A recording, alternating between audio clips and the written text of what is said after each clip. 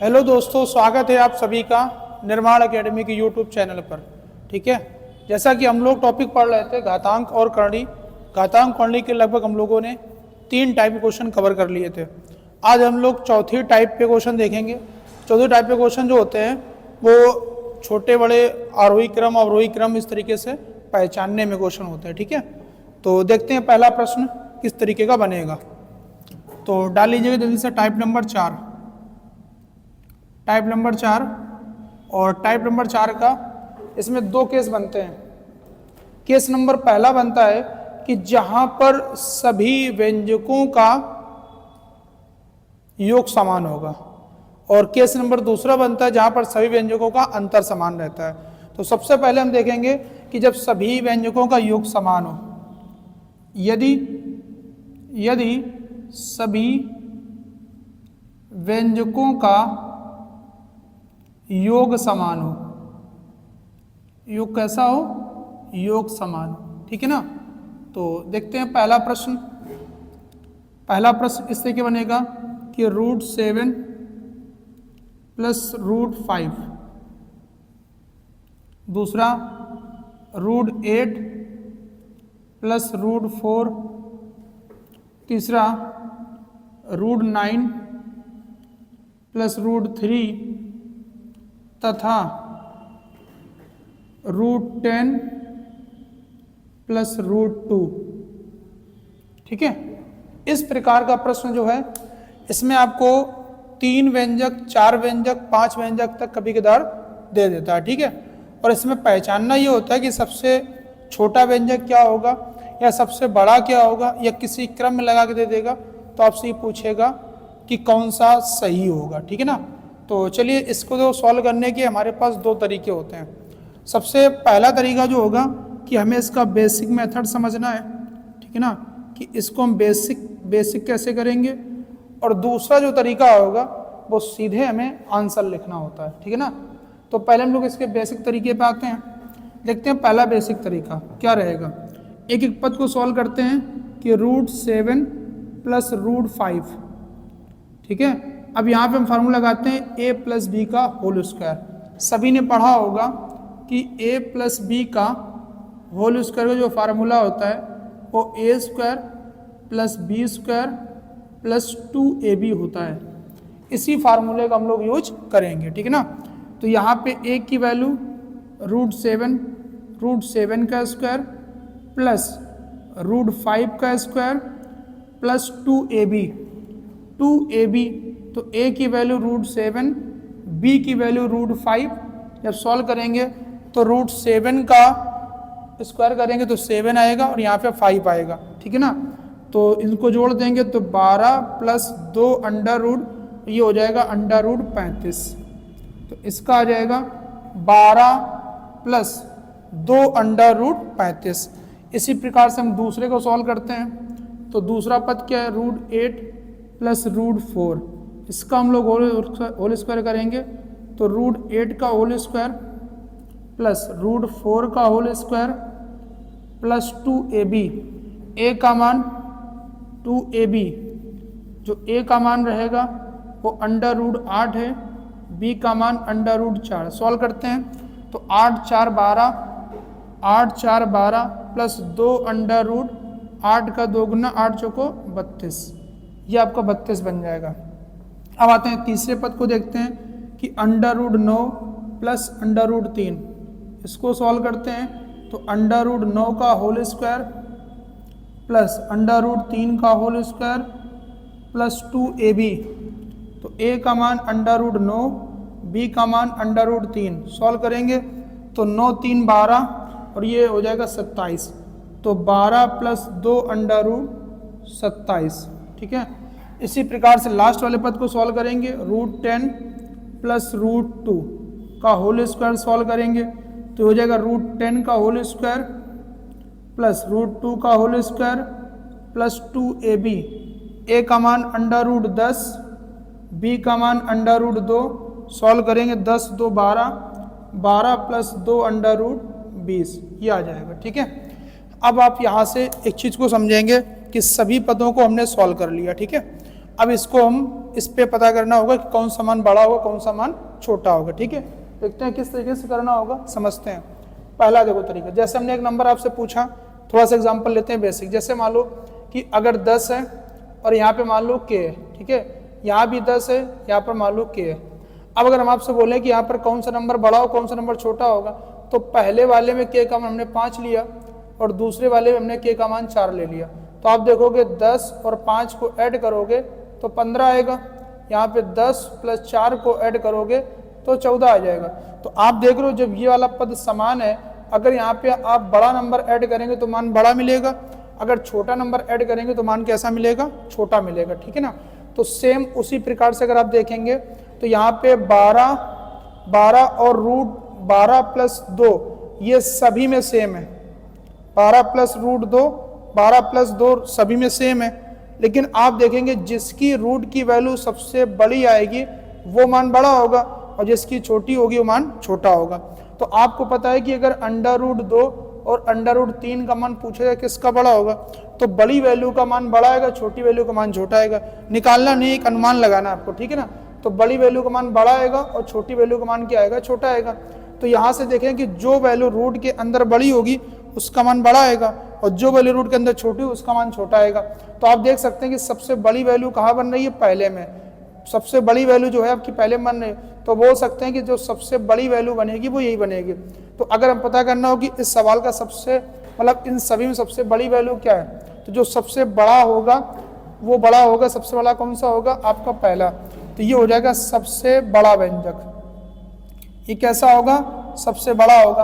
अगर पता करना हो सबसे छोटा क्या होगा, तो सबसे छोटा जो है वो रूट की वैल्यू जिसमें सबसे छोटी होगी तो कौन सा है, चौथा। चौथा कौन हो जाएगा, ये आपका हो जाएगा सबसे छोटा व्यंजक। ये हो जाएगा सबसे छोटा व्यंजक। ठीक है ना। अब ये तो हो गया सवालों करने का बेसिक तरीका, लेकिन आगे से हम इन सवालों को इस तरीके से सॉल्व नहीं करेंगे। ठीक है ना। हम लोग एक तरीका देखते हैं और उसी तरीके से सारे प्रश्न जो है आपके सॉल्व हो जाएंगे। ठीक है ना। चलिए उसी तरीके पे आते हैं। ऐसे करोगे टाइम लगेगा और इतना टाइम परीक्षा में होता नहीं, क्वेश्चन को हमें ऐसे बनाना पड़े। देखते हैं अगला तरीका। यहाँ पे क्या होता है कि इन सवालों में एक पैटर्न बनता है। ठीक है। जैसे आप देखोगे कि इन सवालों में इन संख्याओं का योग करते हैं, तो यहाँ पे जो योग बन रहा है वो 7, 5, 12 बन रहा है। अगर हम यहाँ पे योग करें तो इनका योग भी कितना बन रहा है, 12। अगर यहाँ पे योग करोगे तो ये भी कितना आ रहा है, 12। और अगर यहाँ पे योग करोगे तो भी कितना आएगा, 12 आएगा। ठीक है। तो एक चीज़ याद रखना है कि जब सभी का योग समान हो, यहाँ पे लिखते हैं हम नोट पॉइंट डाल के, आप भी लिख लीजिएगा। ठीक है। यदि सभी व्यंजकों का योग समान हो,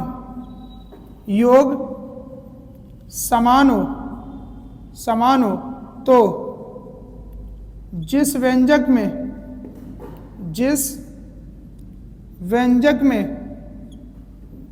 संख्याओं का गुणनफल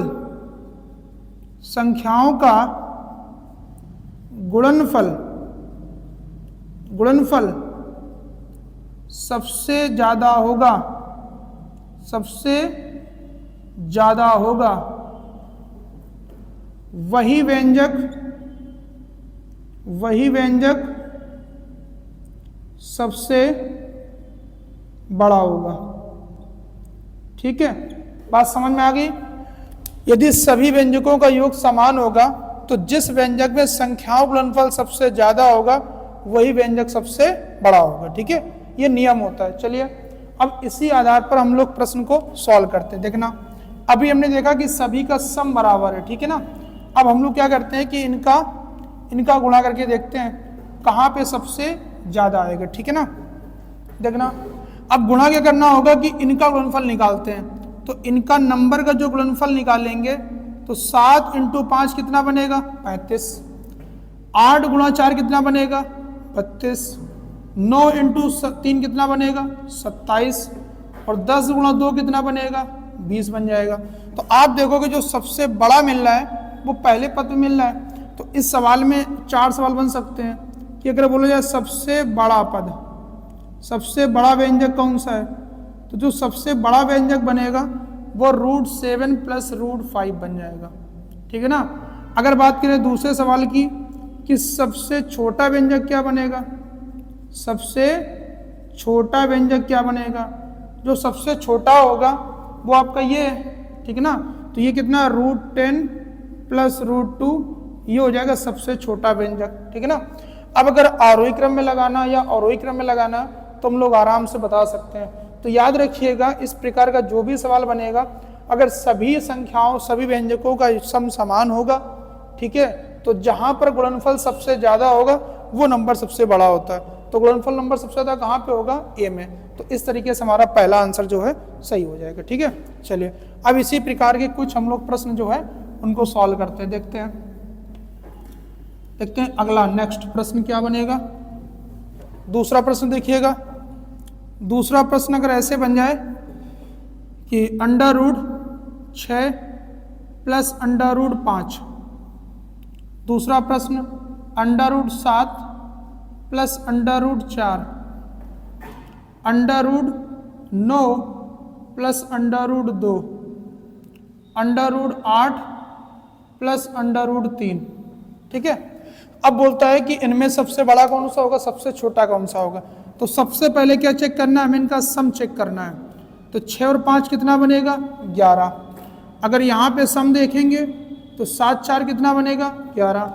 इनका सम देखेंगे तो 9 2 कितना बनेगा, 11। इनका सम देखेंगे तो 8 3 कितना बनेगा, 11। मतलब बराबर सम वाला क्वेश्चन है। ठीक है ना। चलिए अगर इतना हमने देख लिया तो फिर आगे में कोई दिक्कत नहीं है। तो अब इनका गुणा कराएंगे। 6 गुणा 5 कितना बनेगा, 30। 7 गुणा 4 कितना बनेगा, 28। 9 गुणा 2 कितना बनेगा, 18। और 8 त्रिका कितना बन जाएगा, 24। तो अगर सबसे बड़ा पता करना हो तो सबसे बड़ा कौन सा है, तो अगर सबसे बड़ा निकालना था कि सबसे बड़ा पद या सबसे बड़ा व्यंजक कौन सा है, तो √6 प्लस √5 इस सवाल का हमारा आंसर आ जाता। अगर सबसे छोटा निकालना होता तो 9 √9 प्लस √2 सवाल का आंसर हो जाता। ठीक है। चलिए अब आते हैं अगले सवाल पे। इसी प्रकार का हम लोग एक सवाल और करते हैं।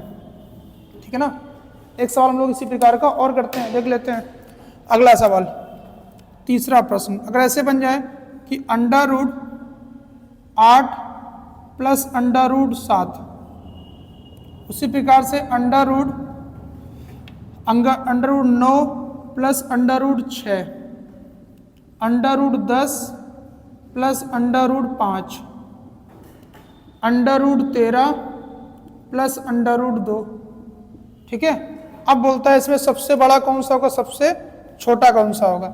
एक बार चेक करते हैं। तो 8 7 15, यहाँ पे अगर सम की बात करें योग तो कितना आएगा, 15। 9 6 कितना आएगा, 15। 10 5 कितना आएगा, 15। 13 2 कितना आएगा, 15। सभी का सम समान है, सभी का सम जो है समान है। तो अगर सभी का सम समान है तो हमें क्या पता चला कि जहां पर गुणनफल सबसे ज्यादा होगा वो नंबर सबसे बड़ा होता है। तो 8 7 कितना बनेगा, 56। 9 गुणा 6 कितना बनेगा, 54। 10 गुणा 5 कितना बनेगा, 50। 13 गुणा 2 कितना बनेगा, 26। तो सबसे बड़ा पद कौन सा है, 56। तो पहला क्वेश्चन बना कि सबसे बड़ा व्यंजक, सबसे बड़ा, तो सबसे बड़ा कौन सा है, √8 प्लस √7।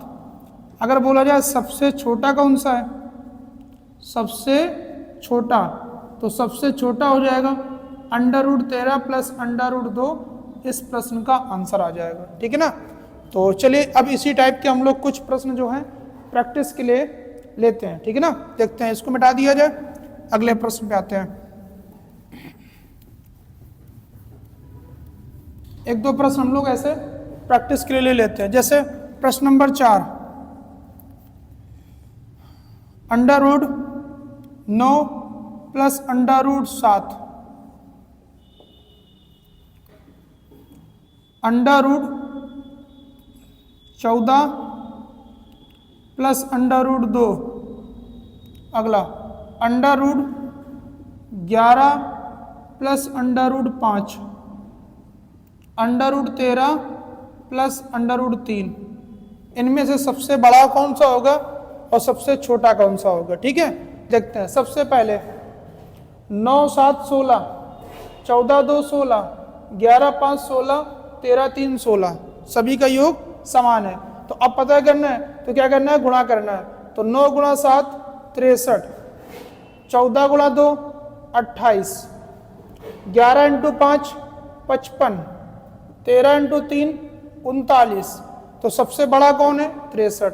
तो ये नंबर हो गया सबसे बड़ा।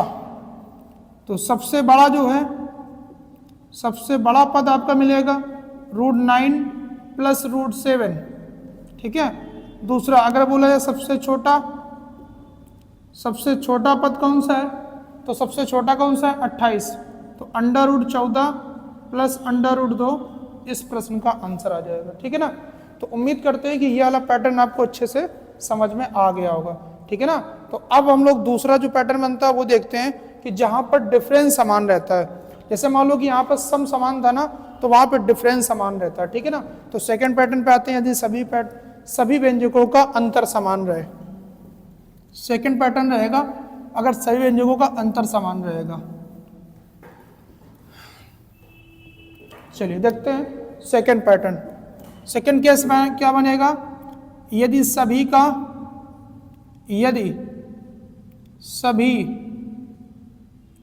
व्यंजकों का अंतर समान रहे, अंतर समान हो। जैसे योग समान था, सेम उसी प्रकार क्वेश्चन जो है वो अंतर समान पे आ जाता है, ठीक है ना। चलिए देखते हैं। अब अंतर समान रहे तो जैसे पहला प्रश्न लेते हैं एग्जांपल के लिए कि √7 माइनस √5, √7 माइनस √5 ऐसे बन जाएगा √5 माइनस √3, ठीक है। आगे √10 माइनस √8 तथा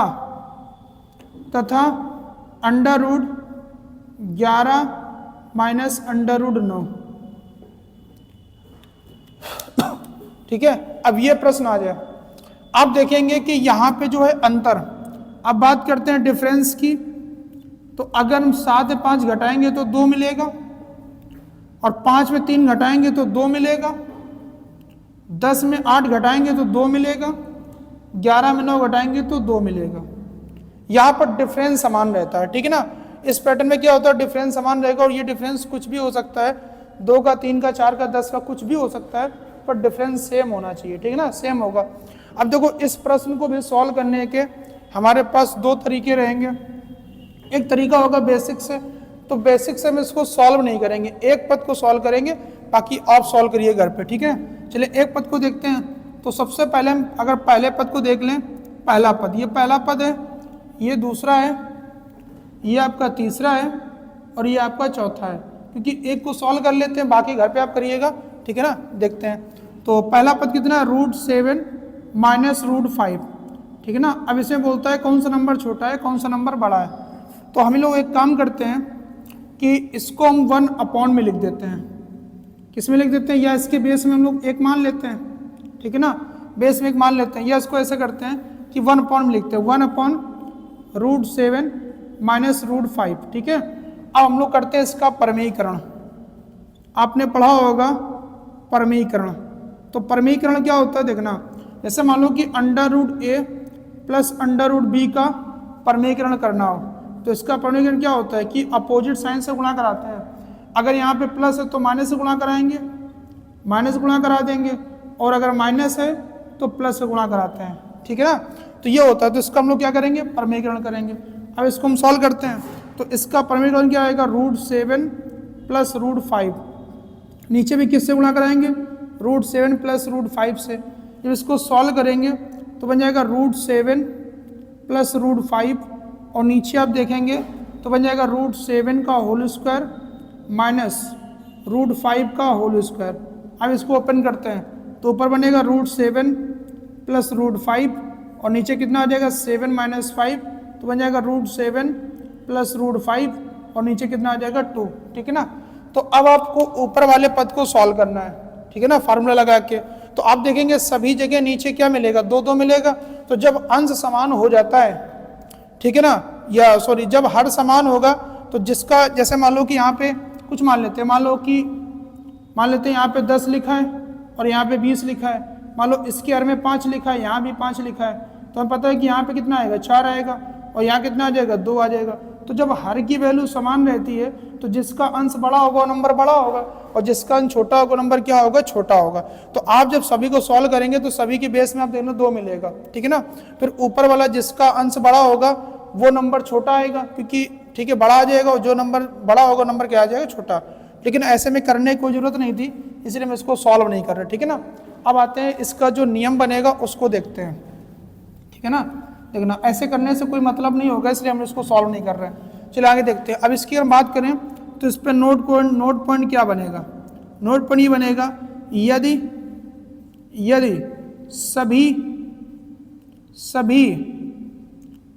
व्यंजकों का अंतर समान हो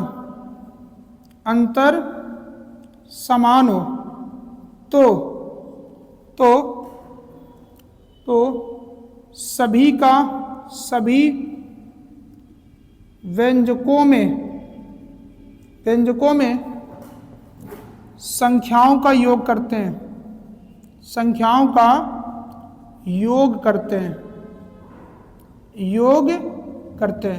बात समझ में आ गई।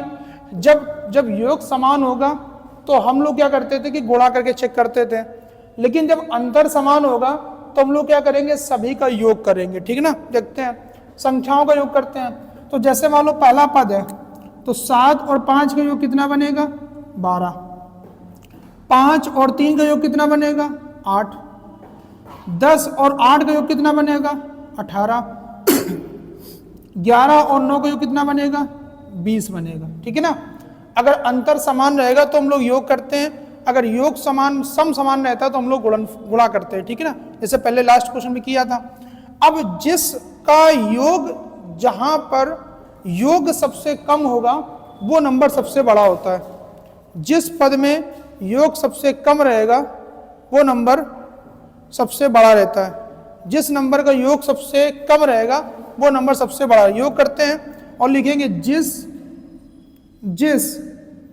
व्यंजक का योग सबसे कम होगा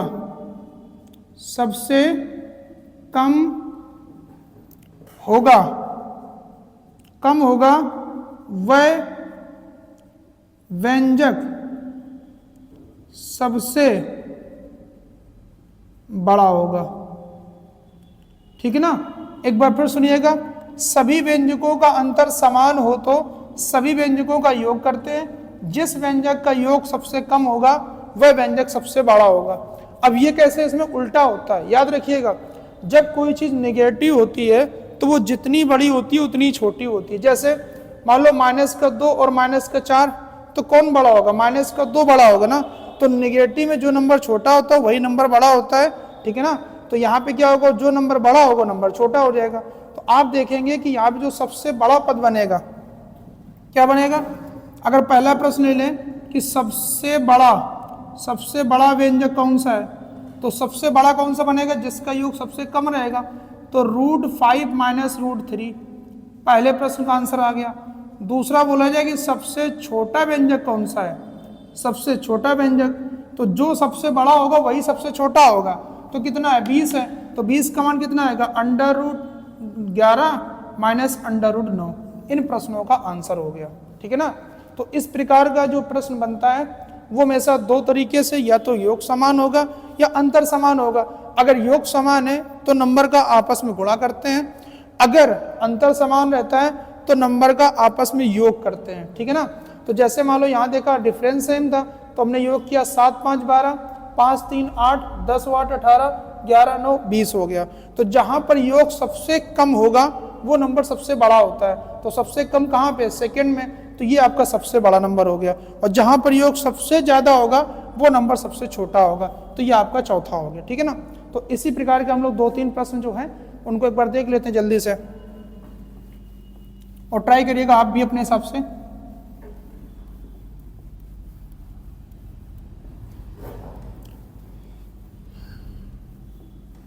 चलिए दूसरा प्रश्न देखते हैं इस पे इसी प्रकार को। दूसरा प्रश्न अगर इस तरीके बन जाए कि under root 7 minus under root 4, under root 10 minus under root 7, under root 15 minus under root 12 तथा under root 21 minus under root 18। ठीक है सॉरी। अब देखिए इनका डिफरेंस जो है अंतर, 7 में 4 घटाओगे 3 आएगा, 10 में 7 घटाओगे 3 आएगा, 15 में 12 घटाओगे 3 आएगा, 21 में 12 घटाओगे तो 3 आएगा। अंतर समान है। जब अंतर समान होगा तो हम लोग क्या करेंगे, सीधे नंबर का सम करेंगे। ठीक है ना, सम करते हैं तो 7 और 4 कितना बनेगा 11, 10 7 कितना बनेगा 17, 15 12 27 और यहाँ कितना बन जाएगा आपका, बन जाएगा 39, 18 21 कितना बनेगा 39। ठीक है ना, तो जहां पर योग सबसे कम होगा वो नंबर सबसे बड़ा होगा, तो बोल सकते हैं ये नंबर कैसा हो गया, ये हो गया सबसे बड़ा। ठीक है ना, अगर बोला सबसे छोटा कौन सा होगा तो ये हो जाएगा आपका सबसे छोटा। ठीक है ना, तो इस प्रकार के प्रश्न जो है वो 10-15 सेकेंड में हम लोग सॉल्व कर सकते हैं। चलिए अब ऐसा प्रश्न एक और देखते हैं, जैसे ऐसे प्रश्न आ जाए कि अंडर रूट 10 माइनस रूट 8, ऐसे लिख दिया under root 13 minus under root 11, under root 19 minus under root 17 तथा under root 23 minus under root 21। अब ये क्वेश्चन आ जाए। ठीक है ना, तो आप देखेंगे 10 में 8 घटाओगे 2 बचेगा, 13 में 11 2, 19 में 17 2, 23 में 21 2, डिफरेंस सेम है। अगर डिफरेंस सेम रहेगा तो योग करते हैं, तो 10 और 8 कितना बनेगा 18, यहाँ कितना बन जाएगा 24, 19 और 17 36, 23 और 21 44। अब बताना कि सबसे बड़ा नंबर कौन सा होगा, तो ये सबसे बड़ा हो जाएगा। कैसा होगा, सबसे बड़ा। अगर बात करें सबसे छोटा कौन सा बनेगा, तो जहाँ पे सम सबसे ज़्यादा रहेगा वो सबसे छोटा बनेगा, तो ये हो जाएगा सबसे छोटा। ठीक है ना, तो ये टाइप हमारा हो गया कंप्लीट। अब सर्ट और इंडाइसेस में केवल आपका एक टाइप का सवाल बचा है। ठीक है, जहाँ पर हम लोग स्क्वायर रूट निकालते हैं, तो स्क्वायर रूट निकालने का जो तरीका है, ये टाइप है, वो हम लोग कल की क्लास में देखेंगे। ठीक है ना, अगले वीडियो हम लोग देखेंगे कैसे किसी नंबर का स्क्वायर रूट निकालते हैं, और मुश्किल से 2 या 3 सेकंड में आप उसका आंसर बता पाएंगे। ठीक है ना, शॉर्टकट तरीके से। तो आज के लिए इतने रखते हैं और उम्मीद करते हैं ये टाइप आपको समझ में आया होगा, और वीडियो कैसी लगी एक बार आप कमेंट में ज़रूर बताएं।